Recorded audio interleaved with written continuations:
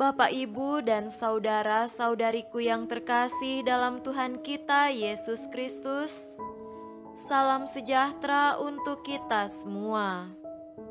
Berkat Allah yang Maha Kuasa senantiasa menyertai kita.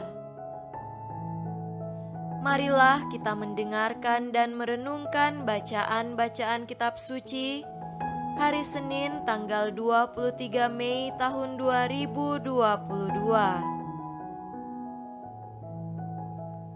Bacaan pertama dari Kisah Para Rasul pasal 16 ayat 11 sampai 15. Lalu kami bertolak dari Troas dan langsung berlayar ke Samotrake, dan keesokan harinya tibalah kami di Neapolis. Dari situ kami ke Filipi, kota pertama di bagian Makedonia ini, suatu kota perantauan orang Roma. Di kota itu kami tinggal beberapa hari.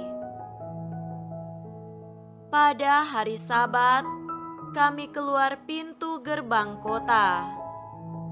Kami menyusur tepi sungai dan menemukan tempat sembahyang Yahudi yang sudah kami duga ada di situ.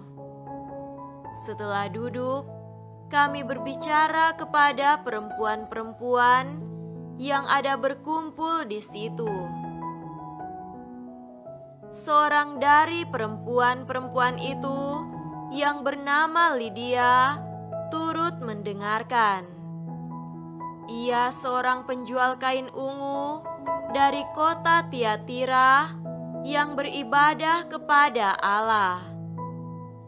Tuhan membuka hatinya sehingga ia memperhatikan apa yang dikatakan oleh Paulus. Sesudah ia dibaptis bersama-sama dengan seisi rumahnya, ia mengajak kami, katanya, "Jika kamu berpendapat bahwa aku sungguh-sungguh percaya kepada Tuhan, marilah menumpang di rumahku." Ia mendesak sampai kami menerimanya. Demikianlah sabda Tuhan. Syukur kepada Allah. Semoga Tuhan beserta kita sekarang dan selama-lamanya. Inilah Injil suci menurut Yohanes. Dimuliakanlah Tuhan. Injil Yohanes pasal 15 ayat 26 sampai pasal 16 ayat 4a. Jikalau penghibur yang akan kuutus dari Bapa datang, yaitu Roh kebenaran yang keluar dari Bapa, ia akan bersaksi tentang aku.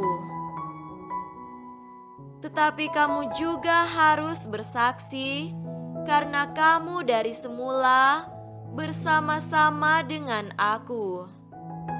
Semuanya ini kukatakan kepadamu, supaya kamu jangan kecewa dan menolak aku. Kamu akan dikucilkan, bahkan akan datang saatnya bahwa setiap orang yang membunuh kamu akan menyangka bahwa ia berbuat bakti bagi Allah. Mereka akan berbuat demikian karena mereka tidak mengenal baik Bapa maupun aku. Tetapi semuanya ini kukatakan kepadamu, supaya apabila datang saatnya kamu ingat bahwa aku telah mengatakannya kepadamu. Demikianlah sabda Tuhan. Terpujilah Kristus.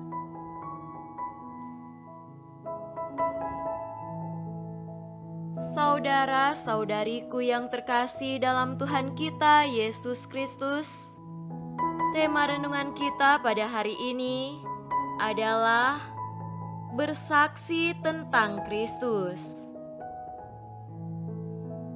Paul Claudel, seorang penyair Prancis, pernah berkata, "Bicaralah tentang Kristus hanya jika Anda diminta. Tetapi hiduplah sedemikian rupa sehingga orang bertanya tentang Kristus." Novelis Prancis Francois berkata, "Memang dalam masyarakat kita, orang tidak mengkritik Yesus Kristus.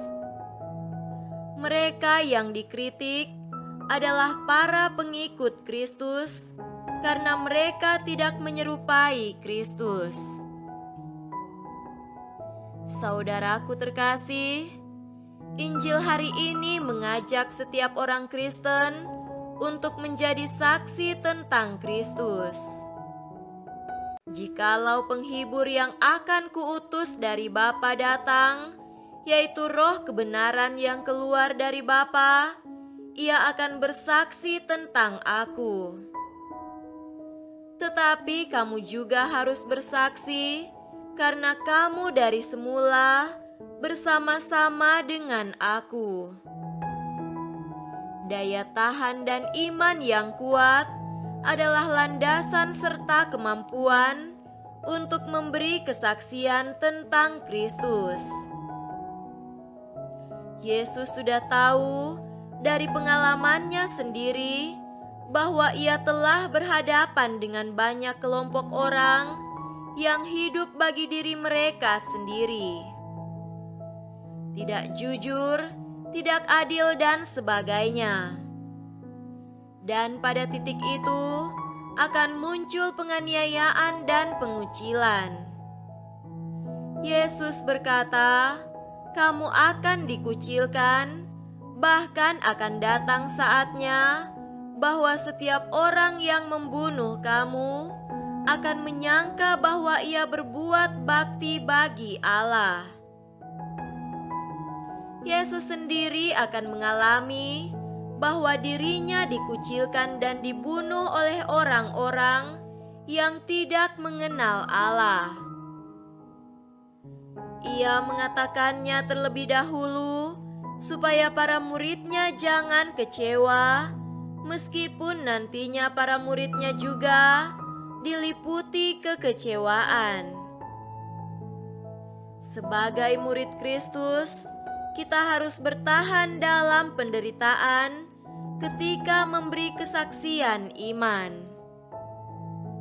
Saudara-saudariku terkasih, hari ini kita perlu bertanya kepada diri kita sendiri, sejauh mana kita telah menjadi saksi Kristus dalam kehidupan masyarakat dan dunia.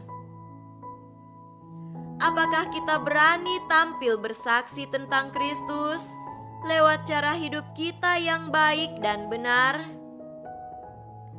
Atau kita menjadi pengikut Kristus dengan prinsip yang penting kita puas dan senang? Panggilan kita adalah untuk menyerupai Kristus bahkan dalam penderitaan. Satu hal yang perlu diyakini, yaitu bahwa Roh Kudus tetap menyertai kita. Semoga demikian. Amin.